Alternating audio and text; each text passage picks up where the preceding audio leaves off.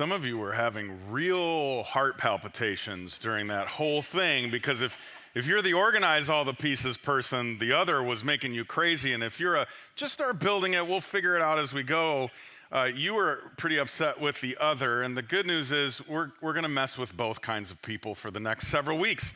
So I'm really glad that you are here. And I want to take just a minute at the front end to make sure that you understand what will and won't happen over the next few minutes. If it's your first time with us, I'm so glad that you are here. And it may have taken some begging and bribing and all of that kind of stuff to get you here. So I appreciate that you're doing that. And one of the reasons that you may have given for not wanting to come is like, I don't need to go sit and listen to some person just read a bunch of Bible verses to me. I could do that at home. Here's maybe the good news. I'm not going to read a bunch of Bible verses to you today. I'm actually going to only look at one, because what I want to do for the next few minutes is set up an argument for why you should come back next week. We're just going to set the table today and talk about why the discussion we're going to have over the next month or so is so important and so vital for all of us. Whether you are a high school student, a college student, you are just married, single, been married forever, trying to figure out what you're going to do with your career, anywhere in between, I believe that this series of discussions is going to be really, really useful to you because it's been really, really useful to me. The paradigm that I'm going to ask you to shift into is one that I shifted into about 3 or 4 years ago when I was going through what for me was the most difficult season of my life. And there were 5 questions that I learned from another pastor that I started asking myself on a regular basis. Every fork I came to in the road, every major decision I came to, I would run through these questions and they would ultimately help me make the best decision possible. They're not going to be easy ones to wrestle with, and I don't say that to scare you away from coming back, but I hope you'll be here for at least the entire series. If you're like, I got talked into one, I hope you'll consider 5 or 6, because I think these are all going to work together, and you'll be glad that you were here for them all. Because each of us not only fit into one of 2 categories when it comes to building Legos, we come to one of 2 categories also in the regrets that we have in our life. And the regrets that you have, the regrets I have, are the results of the decisions that I've made. At some point along my journey, I decided to go right or I decided to go left. I decided to jump or I decided to sit down. I decided to change this thing in my life or keep it the same. And later, when I look back with regret, it was because of those decisions. And they're usually one of 2 kinds. The first one is the did-dos. These are the things that I did do, that I decided to go after or chase down or try and accomplish that I wish I hadn't. You've got these in your life. When you look back over however many years you're looking back over, somewhere along the line you're going, I wish I didn't do that. I wish I had made a different kind of decision. I wish I had checked with someone before I just jumped, because I would have realized before I did that I didn't have the parachute I needed. For me, one of my greatest did-do regrets, and this is a silly example, but I really regret it, was somewhere back when I was about 36, 37 years old. I decided that I wanted to try and be more green in my life and take a little better care of the environment. And I still believe in doing as best as we can in that. But I got this harebrained idea that I was going to save the planet by using a lawnmower that didn't require gasoline or a motor. And so I jumped in a time machine and went back to 1920 and bought this. They still sell these brand new. And I bought it, and I was all excited because I thought, well, now I can mow the grass at like 5:30 in the morning. If you know me, you know I haven't gotten up at 5:30 in the morning ever in my life, let alone to do work. But I did. I got up really early one day and I mowed the grass, and from then on swore I would never use that lawnmower ever again. It was miserable. There was a reason technology has advanced and made our lives easier. But I had paid more than $100 for an old, new lawnmower. So I tried one more time, and it was worse. And I sold that more than $100 lawnmower for $5 to a sucker that was my friend. Here's what's crazy. A few years later, I was given a talk where I thought, I'm going to use this lawnmower as an example. And I thought, I will go buy another one and return it when I'm done. I don't know if that's ethical or not. We're not here to wrestle with that today. But I thought, I'm going to buy it. I'll use it as a visual aid, and then I'll return it. I won't use it. I'll just return it. And then I had it. I'm like, you know what? I'm more mature now. I'll probably love using this. And I kept it again. This time, I didn't even use it one time. I ended up selling it for $5 again to a different sucker that was my friend. These were things that I did do that I look back going, I wish I had thought just a little bit longer before I bought it. I wish I had had a conversation or two with a close friend and really kind of wrestled with it. And again, I know you're like, this is a $100 lawnmower. I'm talking about significant things. Me too. Sometimes if I can point out what I did wrong in the really simple examples, I can understand what I did wrong in the more complex ones. So you have those two. You have the things that you did decide to do that you wish you hadn't. The opposite is true though too. You also have what we'll call the didn't do's. These were opportunities that came your way and you decided to pass on them. They were dates that you were invited to that you decided not to go on. They were investments that you could have made but you didn't make. They were moves that you could have done in your career that would have furthered your career, and it didn't feel safe, so you didn't do it. And now, months, weeks, years later, you look back and go, I wish I had done that thing. And if I had just thought a little bit longer, if I had just wrestled with it a little more deeply, I maybe would have done it differently.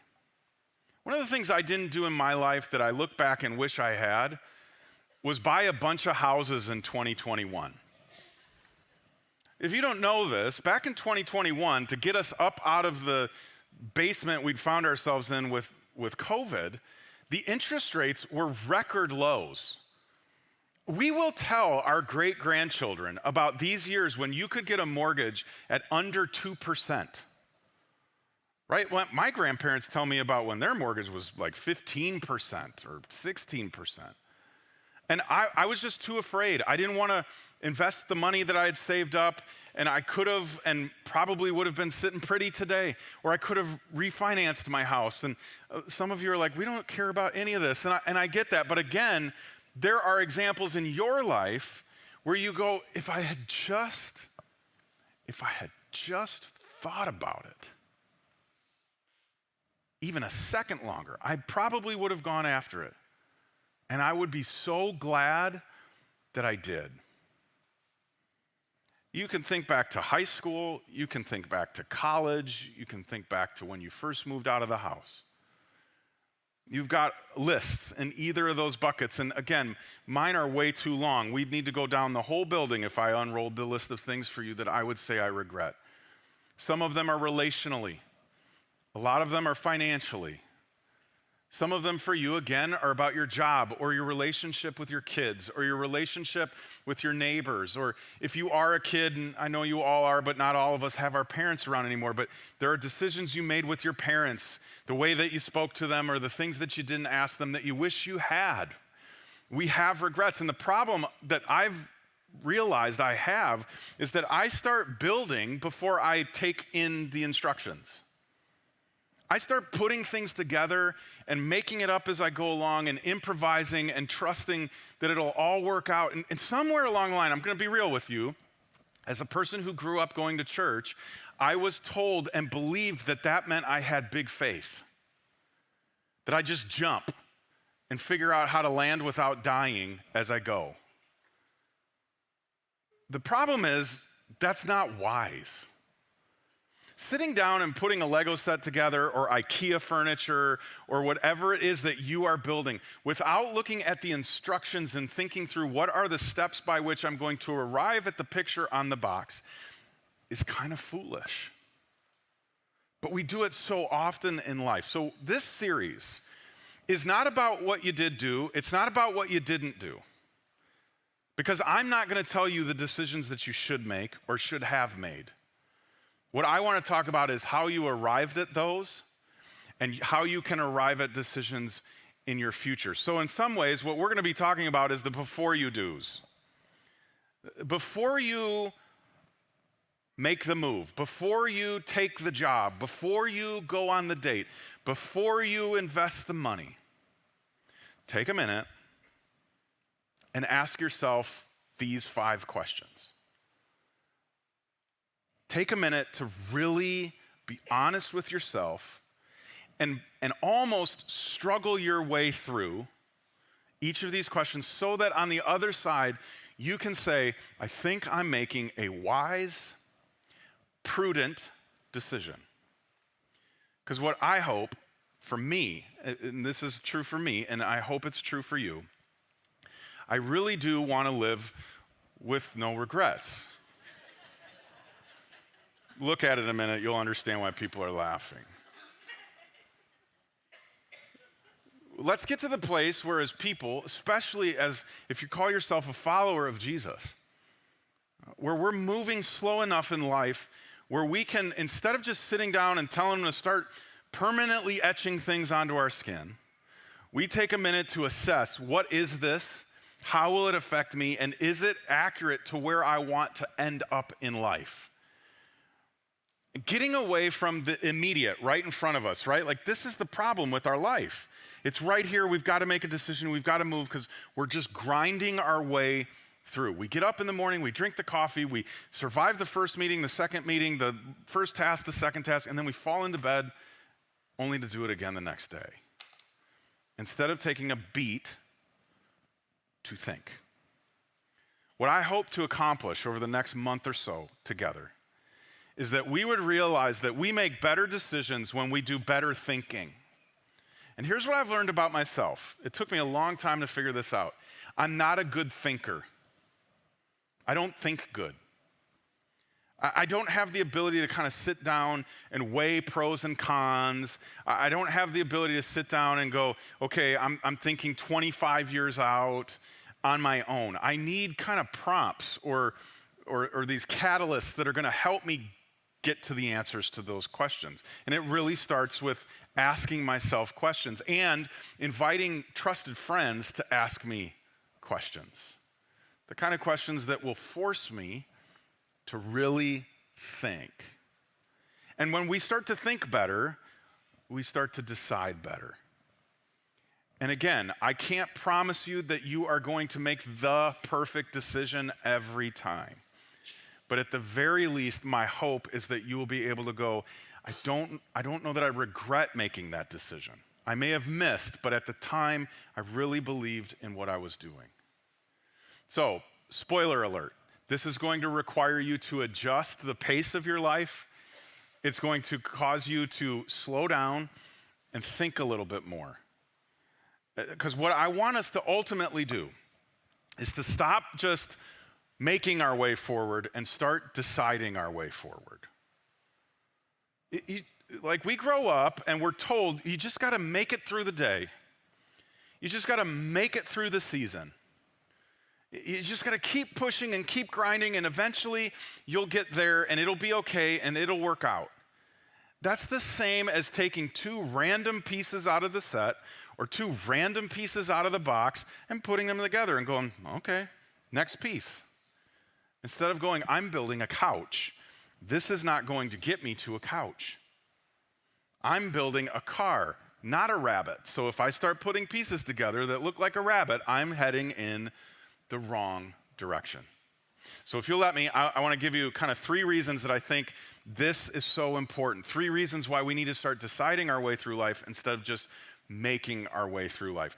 Number 1 is that you are not the only person affected by your decisions. You have a circle of relationships. That circle of relationships is your parents, your children, your siblings, your neighbors, your coworkers, your best friends, your worst friends. Everybody's in this circle, right? And it's not unlike when you go out to a pond and you pick up a big rock and you toss it out into the middle of it, there will be ripples that not only reach the middle of the pond, but the very edges of the pond. In fact, from an energy standpoint, they will go all the way through that entire body of water.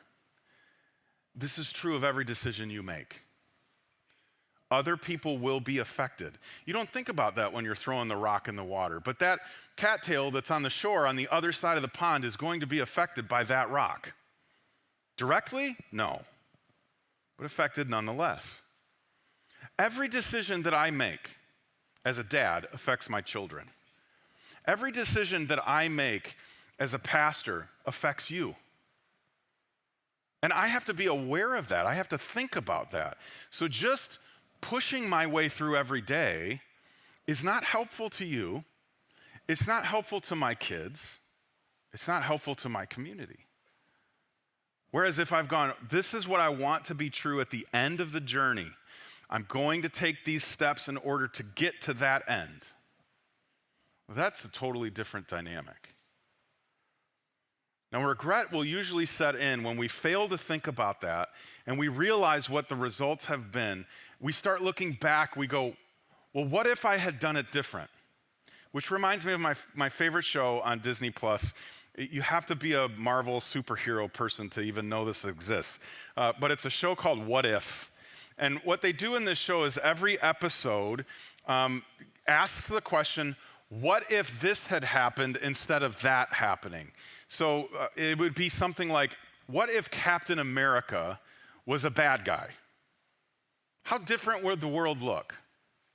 In some ways, that is regret. When you find yourself going, what if I had done this? Would my children have turned out differently? What if I had done this? Would my job be better? What if I had done this? Would I have been able to retire when I wanted to retire?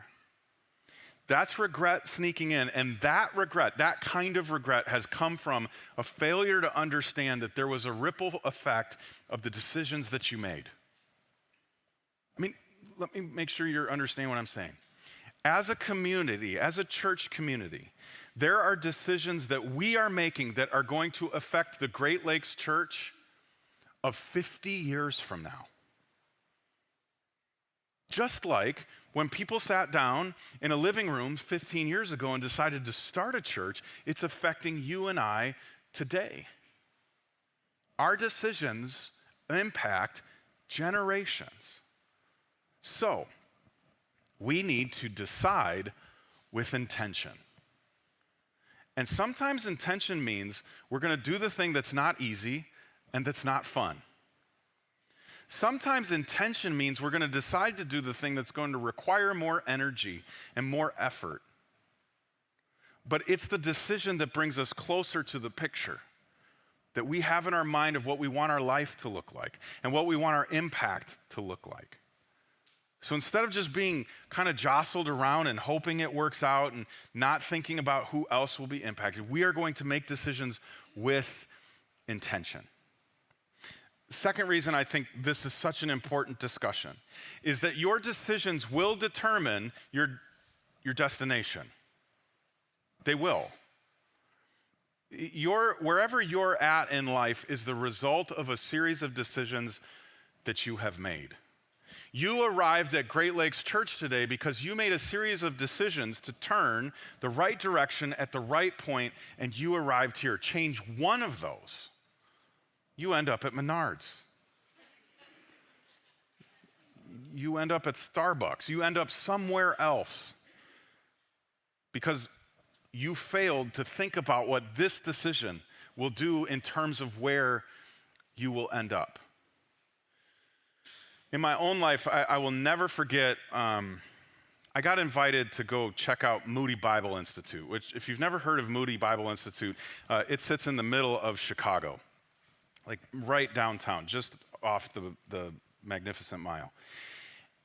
A friend of mine worked there. I was like 19 years old, considering attending there, so he said, why don't you come down? I'll give you a tour. I'll introduce you to a few people. You can even sit in a class. It'll be great. So I got on a train on the Metro from Waukegan down in Illinois, and I went down to the big city for the first time by myself. I'd gone before, but always with adults who actually knew what they were doing. And it turns out that you don't want to be down in the city without knowing what you're doing. You don't want to walk out of a train station and just start walking, because you are going to get lost very quickly. And I remember riding around with my dad at certain places, and I could, when you can start to tell that whoever's driving doesn't actually know where they're going. And I'm like, Dad, are we lost? And he'd always say no. And I'd say, but it kind of feels like you're lost. He goes, well, I know where I am. I don't know how to get where I'm going. You're only lost if you don't know where you're at.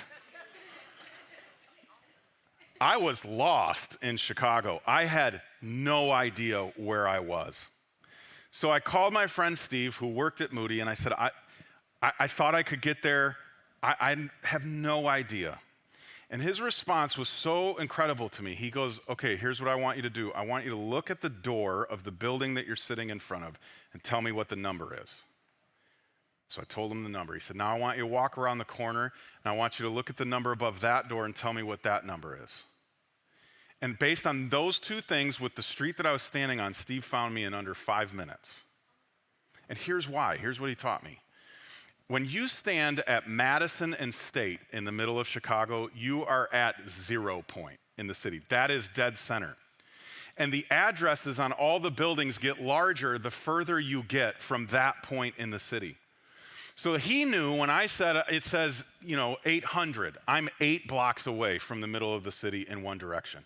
And when he had me go around the corner and I said, it says 700, he knew I was 7 blocks from dead center in the other direction. And he was able to triangulate and find me without any problem. And here's what I learned. What I did wrong was I did not understand my destination and make decisions that would help me get there. I just started making decisions without the destination in mind, and I got lost. And most of us spend most of our lives just making decisions without a point of reference of where we want to end up. So what I hope to do for the next few weeks is help us make better decisions, and by better, I mean with direction. We're gonna go, okay, this is what we want to be true. And for those of us who follow Jesus, we would say what we want to be true is that we're gonna be like Jesus. So I need to make decisions that are gonna help me move closer, not further away from that. And instead of just being caught in the wind and going this way or that way, I am going to, with direction, make the decisions in my life. Last thing, I will not, nor should you want, a bunch of here's your decisions. What you should want, and what I'm hoping to offer you, is a here's how to make decisions. I'm kind of lazy, if I've never told you that before. I don't like having to think through things.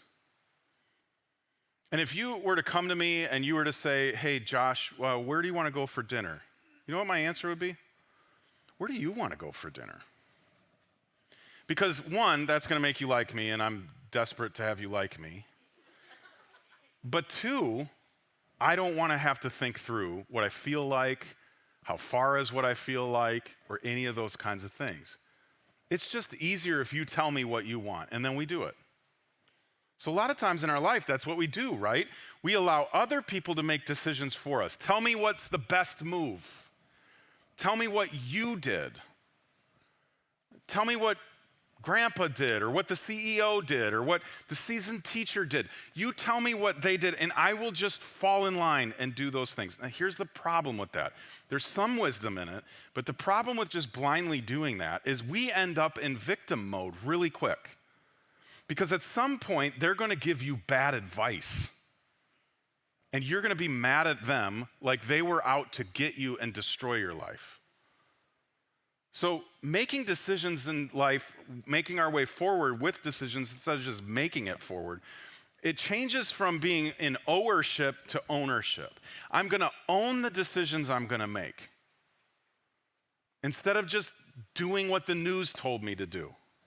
Instead of just doing what TikTok told me to do, or telling what my best friend told me to do. Because I want to be able to, with my eyes wide open and sober-minded, say, this was my call. Good, bad, or somewhere in between, it was at least my decision. Because again, I know that you're human like me. And there's a lot of days where you feel like you are the victim of everybody else's decisions. And we don't know exactly how to stand up and start taking ownership for ourselves. One of the ways to not do it is just stand up and start bossing. Whether it's bossing yourself or bossing other people. I'm convinced the best way to start owning our decisions is start asking better questions in the midst of them.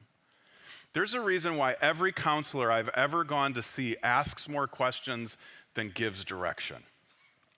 I will never forget the first time I sat at my counselor's office, and he just sat staring at me for what felt like the entire session.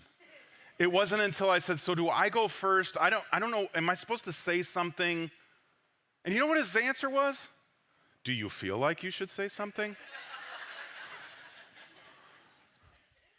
Good counselors ask questions, and here's why. They're not in the business of telling you what to do. They're in the business of helping you know what to do. They're there to help you make the decisions and help you get clarity and help you take steps in your life that you get to own because you have come to the conclusion that those are yours and your best ones. So by the end of this series, my hope is that you are making decisions with jurisdiction. Like this is my space in order to make this decision. Independent of all of these other influences that think they know what's best for me.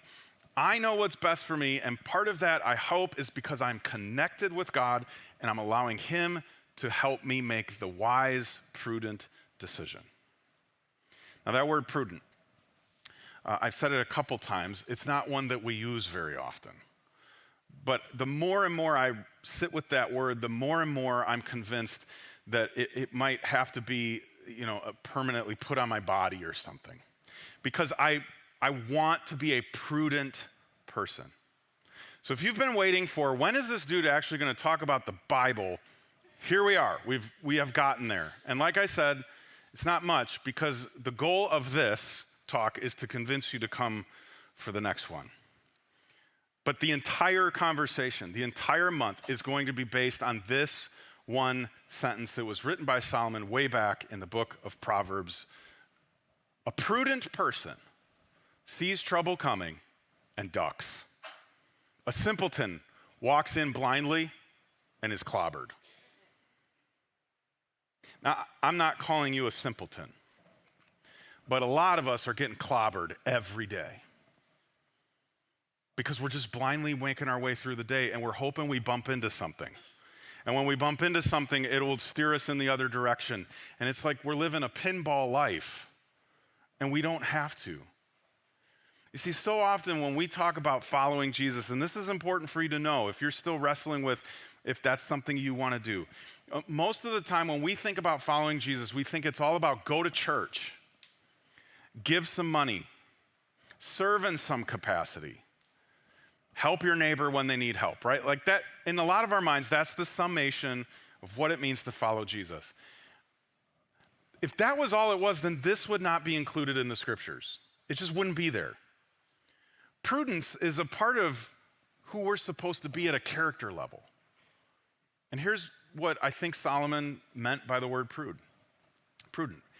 Be shrewd. And I know at first glance that might feel like a negative thing. Shrewd can feel like a shyster of some kind, right? Like we're just trying to trick people and con them out of things. And that's not at all what it actually means. A shrewd person is somebody that considers all the options. They're thinking strategically about what the ramifications of every decision is. They're not making a decision based on what somebody will pat them on the back for or what will look good. They're making decisions based on where they want to end up, what they want to be true when it's done. So a shrewd person moves a little bit slower. You might be able to say it like this. A shrewd person is cunning enough, they are prudent enough to connect all the dots. You might look at that and have no idea what you're looking at. Others of you are going, that's a cat, obviously. And here's why. Some of us are inclined to zoom in And we get really close to the issue and we just see a dot or a small cluster of dots. And we don't always know what to do with that. But some of us are wired a little bit more, and I think we can all learn to do this, where we zoom out far enough where we kind of see all of the dots all at the same time, and we realize before any of them are connected what the picture is going to be. We see how they're related to one another. That's what it means to be prudent. Where instead of just facing one little dot in your life, one little decision all of the time, at a time, you're gonna go, okay, I've got all of these decisions, and I'm looking at all of these decisions in light of who I've said I want to be and what I want to be true. So, I am not going to just make my way forward, I'm going to decide my way forward.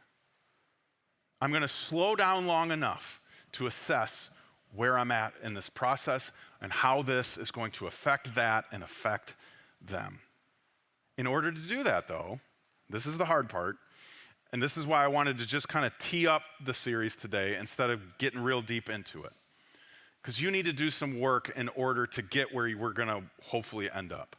And that work will have to start this week. You're going to have to make margin in your life. You're going to have to find space to think. And that requires space. It requires time.